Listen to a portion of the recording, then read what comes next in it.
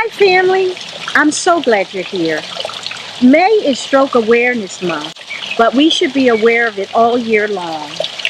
In this month, however, I'm reminded that in 2008, I lost my mother to stroke. And at the time, my family and I didn't know very much about stroke. But since then, I've learned quite a bit, and I've become somewhat of an advocate, sharing the information with others. Today, I'd like to share it with all of you.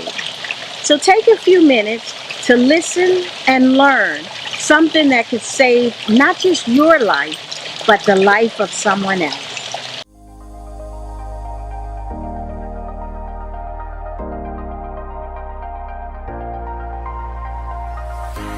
Be you, do you, and love the life you live right now.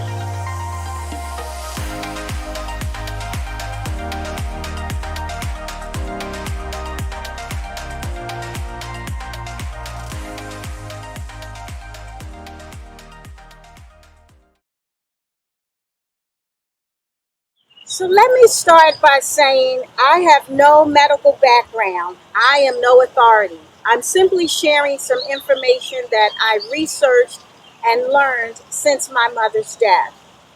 I wish I knew then what I know now. But you know what they say, when you know better, you do better. So let's begin by putting an end to some of the myths.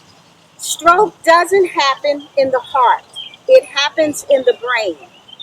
And it's not something that happens only to the elderly. It can happen to anyone. And if you think it's inevitable, you would be wrong. A stroke can be prevented, and I'm going to tell you about that a little bit later. But right now, let's learn what it's all about. What is a stroke? A stroke is a brain attack. It happens when blood flow to the brain is cut off. Brain cells are deprived of oxygen and they die. Stroke is the fifth leading cause of death in the United States, but it is the number one leading cause of disability of adults in the United States. And it's hereditary. So if there is a family history, there is a greater chance of stroke. Now, there are two major types of stroke: ischemic and hemorrhagic. The difference is one is a blockage. When blood flow is blocked to the brain, that would be an ischemic stroke.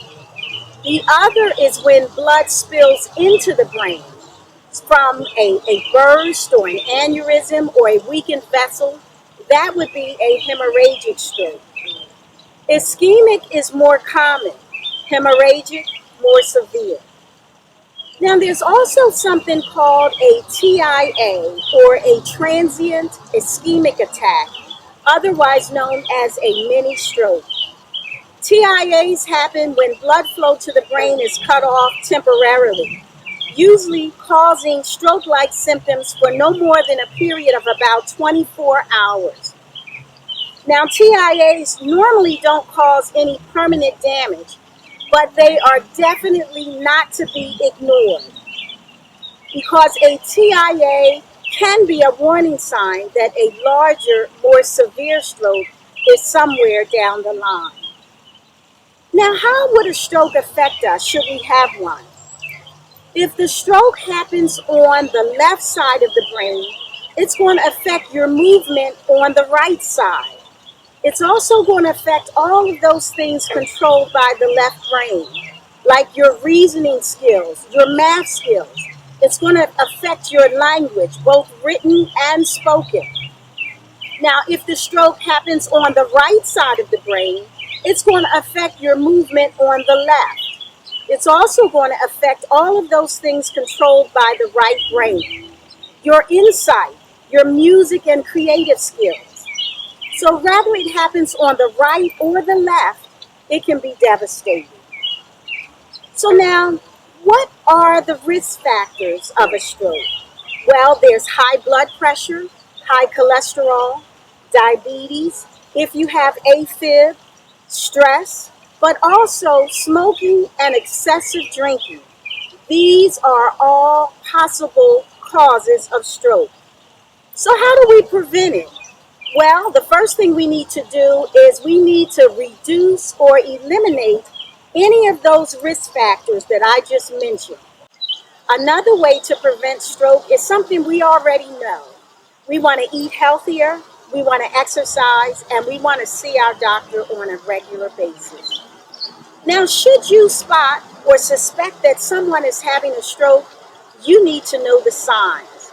And a good way to know the signs is to remember the acronym FAST, FAST, so that you can think fast.